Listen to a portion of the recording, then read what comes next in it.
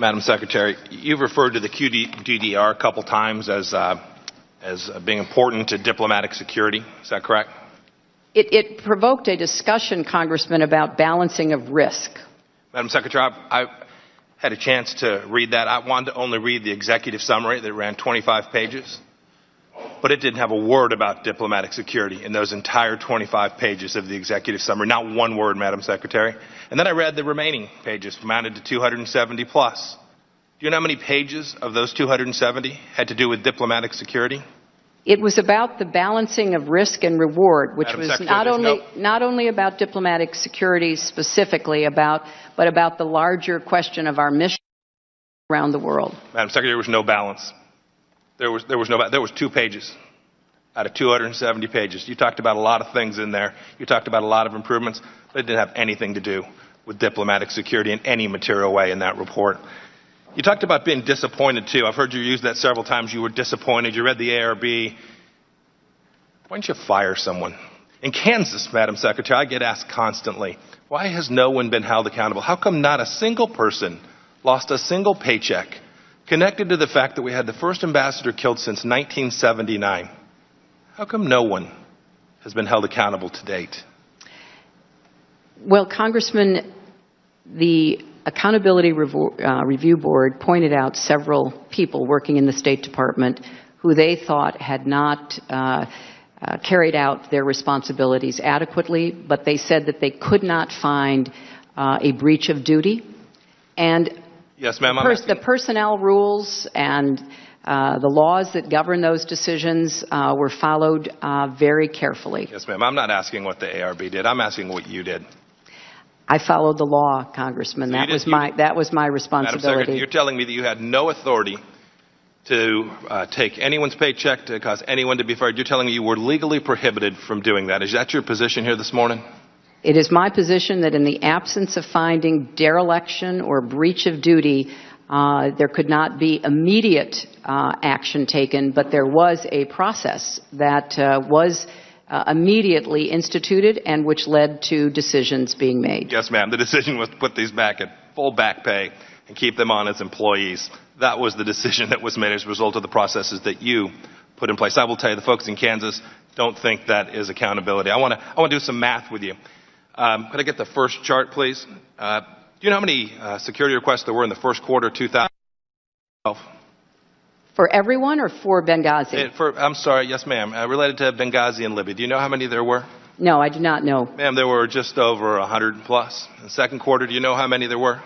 No, I do not. Ma'am, there were 172-ish. Might have been 171 or 173. That's how many were there in July and August, and then in that week and a few days before the attacks? Do you know? There were a number of them. I know that. Yes, ma'am. 83 by our count. That's over 600 requests. You've testified here this morning that you had none of those reach your desk. Is that correct also? That's correct. Madam Secretary, Mr. Blumenthal wrote you 150 emails. It appears from the testimony or the materials that we've read that all of those reached your desk. Can you tell us why security requests from your professionals, the men that you just testified, and with which I agree are incredibly professional, incredibly capable people, trained in the art of keeping us all safe, none of those made it to you, but a man who was a friend of yours, who'd never been to Libya, didn't know much about it, at least that's his testimony, didn't know much about it. Every one of those reports that he sent on to you that had to do with situations on the ground in Libya, those made it to your desk. You asked for more of them. You read them. You corresponded with him. And yet the folks that worked for you didn't have the same courtesy. Well, Congressman, as you're aware, he's a friend of mine. He sent me information he thought might be of interest. Some of it was, some of it wasn't. Some of it I forwarded to be followed up on. The professionals and experts who reviewed it found some of it useful, some of it not. He had no official position in the government, and he was not at all my advisor on Libya. He was a friend who sent me information that he thought might be in some way helpful. Madam Secretary, I have lots of friends. They send me things. I've never had somebody send me a couple of pieces of intelligence with the level of detail that Mr. Blumenthal sent me every week. That's a friend. Well, it was information that had been shared with him that he forwarded on. And as someone who got the vast majority of the information that I acted on from official channels. I read a lot of articles that brought new ideas to my attention, and occasionally people, including him and others, would give me ideas. They all went into the same process to be evaluated. Yes, ma'am. I will tell you that the record that we've received today does not reflect that. It simply doesn't. We've read the emails. We've read everything that we could get our hands on. It's taken us a long time to get it, but I will tell you, you just described all of this other information that you relied upon, and it doesn't comport with the record that this committee has been able to establish today. And I want you to take a look at this chart to the left. You'll see the increasing number of requests, over 600. I think data matters. The pictures are worth a lot. You see the increase in the requests, and then the bottom line is the increase in security. And you'll note that the slope of those two lines is very different. Can you account for why that is? Why we have an increase in requests and yet no increase in security? Well, Congressman, I can only tell you that I know a number of requests were fulfilled and some were not.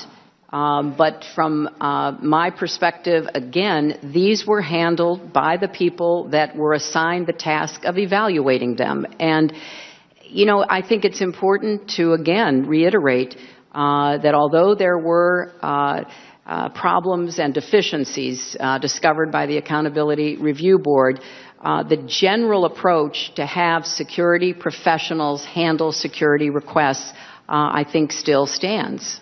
Yes, ma'am. I wish you to listen to those security professionals. You described Mr. Stevens as having the best knowledge of Libya of anyone. Your words this morning. And yet, when he asked for increased security, he didn't get it. The second chart.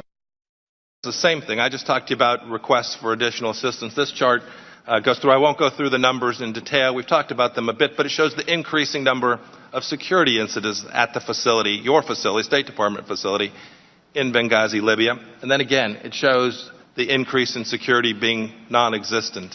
I assume your answer is the same with respect to the fact that we have increasing security incidents, but no corresponding increase in the amount of security? Congressman, I just have to respectfully disagree. Many security requests were fulfilled. We'd be happy to get that information for the record. Yes. So I can't really tell what it is you're putting on that poster, but I know that a number of the security requests were fulfilled for Benghazi. Yes, what it shows is that the number of direct diplomatic security agents at the beginning of 2012 and those that were there the day of the murder of 4 Americans is no different. Congressman, the decision, as I recall, was that the Post, namely Embassy Tripoli, on behalf of Benghazi, requested 5 diplomatic security personnel, and they did have that on the day that Chris Stevens was in Benghazi. Unfortunately, that proved insufficient in the face of the kind of attack that they were facing. May I put the next poster up, please? Secretary, you're not likely to know who these 2 folks are, do you? I do not. The one on the left is Mohammed al-Zahawi. He was the head of Ansar al-Sharia, a jihadist group based in Benghazi. The man on your left is Wissam bin Hamid. Were you aware that your folks in Benghazi, Libya, met with that man within 48 hours before the attack? I know nothing about any meeting with him. On September 11th, on the day that he was killed, Ambassador Stevens sent a cable to the State Department talking about Mr. bin Hamid. Are you aware of that cable? No, I'm not. He said in his cable, he said they, referring to Mr. Wissam bin Hamid, they wanted an introductory meeting. They were here. They asked us what we needed to bring security to Benghazi. So your officials were meeting with this man on the ground in Benghazi, Libya, discussing security 2 days before that. But in August of that same year, the United States government had said that this very man was, quote, a young rebel leader who allegedly fought in Iraq under the flag of al-Qaeda. Were you aware that our folks were either wittingly or unwittingly meeting with al-Qaeda on the ground in Benghazi, Libya, just hours before the attack? I know nothing about this, Congressman. So your officials were meeting with this man on the ground in Benghazi, Libya, discussing security 2 days before that. But in August of that same year, the United States government had said that this very man was, quote, a young rebel leader who allegedly fought in Iraq under the flag of al-Qaeda. Were you aware that our folks were either wittingly or unwittingly meeting with al-Qaeda on the ground in Benghazi, Libya, just hours before the attack? I know nothing about this, Congressman. I think that's deeply disturbing. I think the fact that your team was meeting with I'm folks... sorry, which team is this, Mr. Yeah, it would have been... We don't know exactly who... Well, it would be held the meeting helpful... with him. It would have been one of your State Department employees, Madam Secretary. I don't know which one. Perhaps you could enlighten us, or we can get the records we need to do so. Well, but to date, we've not been able to learn that. Well, since we didn't have an ongoing department personnel in Benghazi, I don't know to whom you are referring. Mr. Chairman, I'll yield back the balance of my time.